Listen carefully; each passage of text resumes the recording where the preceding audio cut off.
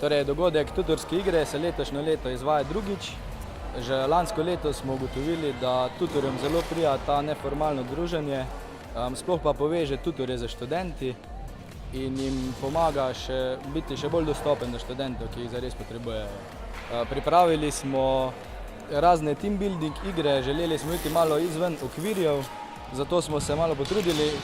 Kot ste že lahko videli, so bile igre bolj na zabaven način, niso bile tako fizično naporne, ampak so se pa nekateri tekmovalci res resno vzeli igre in upam, da je z njimi vse v redu.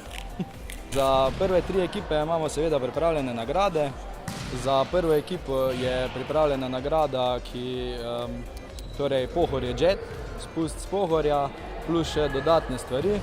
Za drugo ekipo imamo karte za kino Maribox, tretja ekipa pa dobi še neko simbolično nagrado.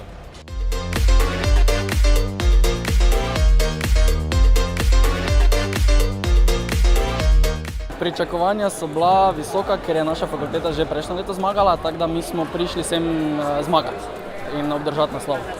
Zelo športne, mislim zahtevno športne, ni bilo mogoče izgledalo lažje, kot je bilo, smo se kar utrudili. Pa v redu, tak ekipni duh se je pokazal, res meni so bile všeč.